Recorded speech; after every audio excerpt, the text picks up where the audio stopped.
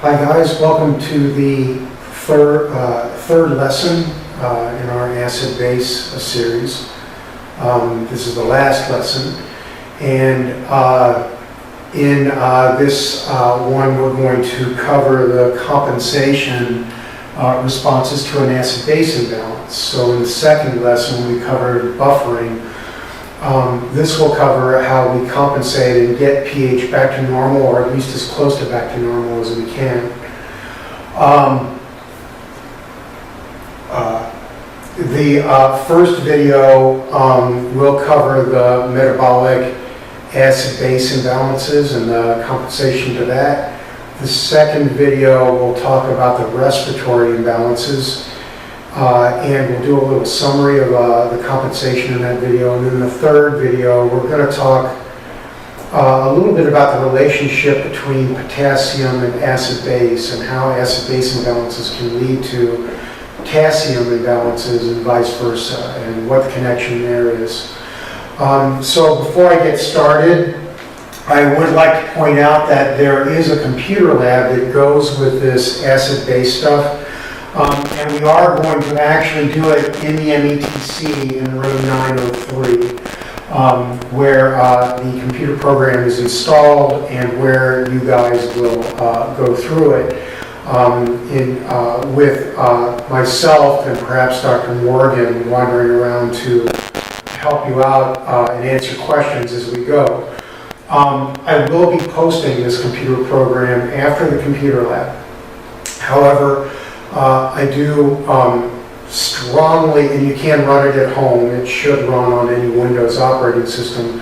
I do strongly suggest you come to the computer lab though.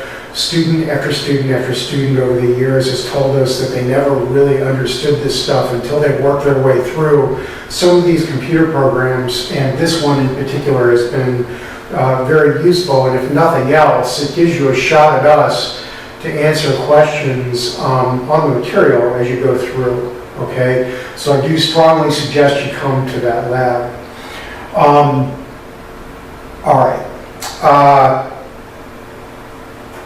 Having said that, let's talk about metabolic acidosis.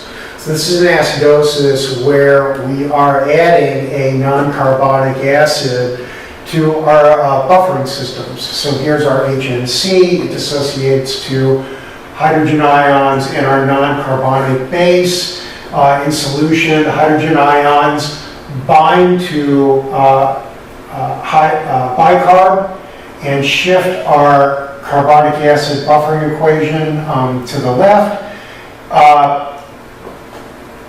consuming bicarbonate and producing carbon dioxide. And remember, this carbon dioxide is blown off in the lungs, okay? Also remember that the vast majority of the hydrogen ions are actually binding to buffers like hemoglobin being the major one, and these are binding an awful lot of our, maybe not the vast majority, but an awful lot of these hydrogen ions that are being produced up here, okay? And they remain bound to hemoglobin until the hemoglobin is free again. And again, please remember that your PCO2 is set by the lungs, and specifically by the amount of carbon dioxide in the alveoli. And when you produce more carbon dioxide through this reaction, the only thing that happens is, yes, the extra carbon dioxide goes into the alveoli, but the alveoli are connected to the atmosphere, which means they're basically connected to an infinite sink of gas. And so the carbon dioxide in the alveoli doesn't change that much at all because you produce more carbon dioxide in this reaction. So by the time you equilibrate the arterial blood in the lungs and that blood exits the lungs, your PCO2 will not have changed.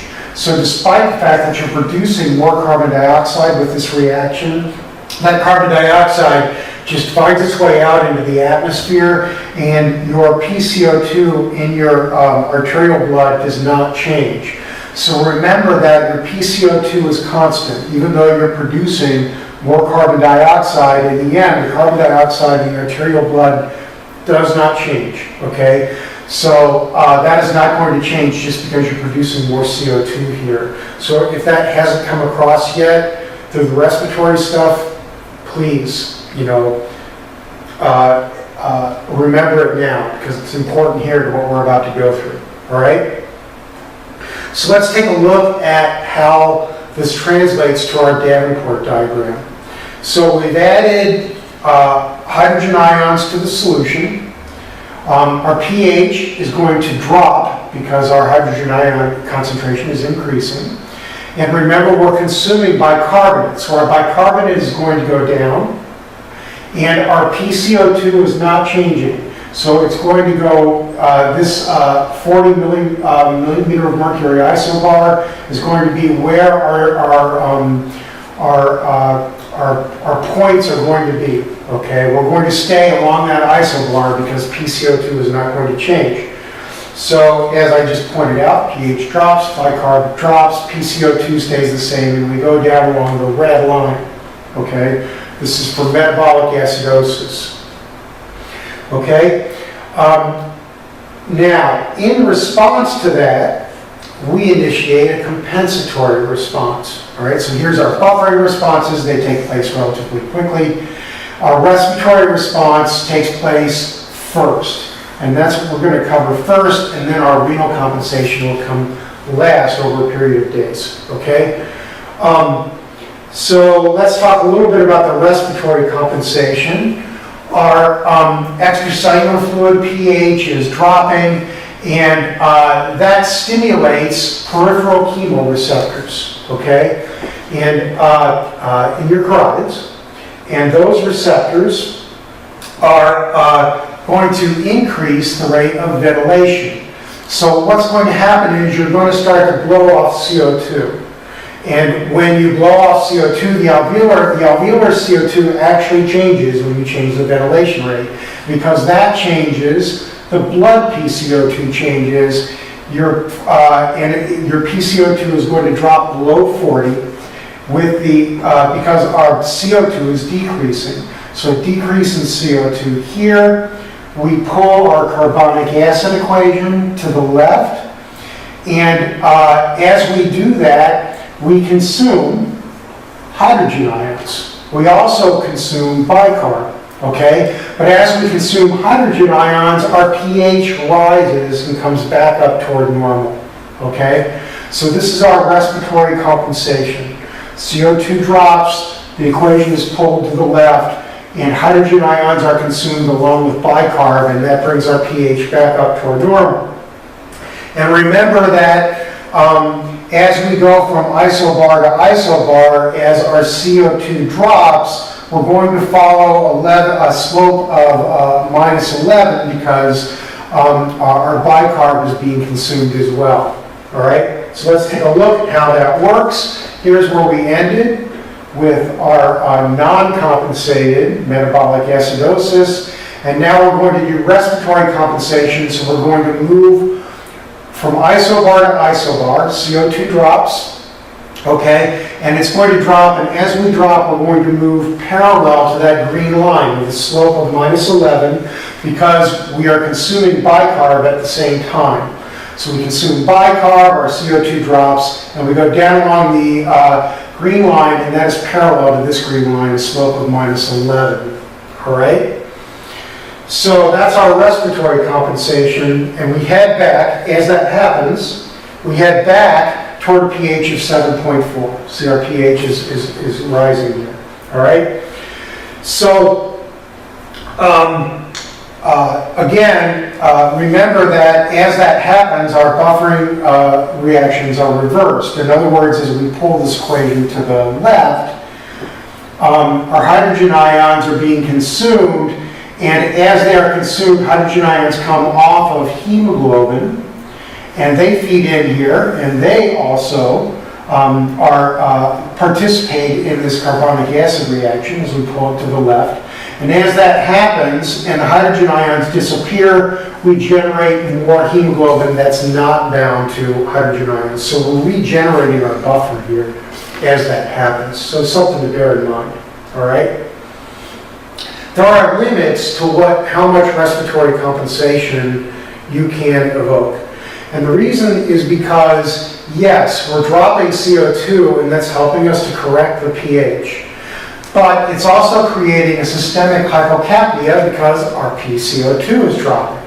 And as you guys know, we have central chemoreceptors that indirectly detect that drop in CO2, because what happens is our cerebrospinal fluid becomes more alkaline, and your central chemoreceptors detect that. And so what happens is that as you're upping respiration to try to correct your pH balance, your central chemoreceptors are decreasing ventilation because they're detecting the hypocapnia, and they're saying, no, we can't let CO2 drop, that's not normal. So we have two competing effects here. We have your central chemoreceptors trying to keep the CO2 up towards the normal value, and we have your peripheral chemoreceptors, which are detecting the pH, and they're trying to increase the respiratory rate and drop that CO2. So because these two things are competing, the ventilation, the stimulation by the peripheral chemoreceptors, the inhibition by the central, there's only so much correction that you can do. In other words, what you end up with is a balance between the two responses. And so that balance falls along this purple line, a new isobar called the respiratory RC, respiratory compensation line. So this is the line that defines how far you can compensate for a respiratory acidosis when we're down here. Because the central chemoreceptors will only let you go so far before they say, no, enough is enough. We can't allow PCO2 to drop that much. So this is the limit to how much you can compensate. So respiratory compensation kicks in, we go down along the green line, parallel to this green line, slope of -11, until we hit the maximum compensation point. And that's where we've corrected with respiratory compensation as much as we can. Okay? So we're still acidic here. So now what do? Well, renal compensation kicks in at that point. Now you'll recall that this is slower than respiratory compensation, so it takes a while before the effects really kick in and become evident. But nevertheless, this happens over a period of hours to days. The kidney compensation takes place, okay? When your kidneys compensate to an acidosis, you are excreting more hydrogen ion, and that is producing new bicarbonate, which is being added to the blood. And when that bicarbonate is added to the blood, it binds the excess hydrogen ions and your pH goes up, okay? And you get a compensation for your acidosis. So just a reminder of how that works. Here we're excreting hydrogen ions in the face of an acidosis. Remember this from the renal section. And as that happens, this is excreted, it's bound to ammonia and excreted, and as that happens, you produce a new bicarbonate here in the cell, and that bicarbonate is transported across the basolateral membrane, and we have new bicarb being added to the interstitial space and ultimately to the blood. So that helps correct your acidosis. So the bicarb binds the excess hydrogen ions, and eventually the bicarbonate restores your pH. And again, the trajectory is along that respiratory compensation line. Okay, so you've corrected as much as you can with respiratory compensation, and now as your pH becomes corrected, your peripheral chemoreceptors become less and less stimulated, and what happens is you just follow right along that line until you get back to pH 7.4. Okay? So here's where we ended. We're on our respiratory compensation line. We're still acidic. Our renal compensation kicks in, and we go back up along this line, this respiratory compensation line, until we hit pH 7.4. And that will happen as long as your metabolic acidosis is not actually being caused by the kidney itself. If it's a kidney disease, then that complicates this response. But otherwise, you'll get all the way back up to normal as you produce more bicarb in the kidneys, and as that's added, you go right up along, the bicarb is increasing, the pH is increasing, you go right up along this line, all right?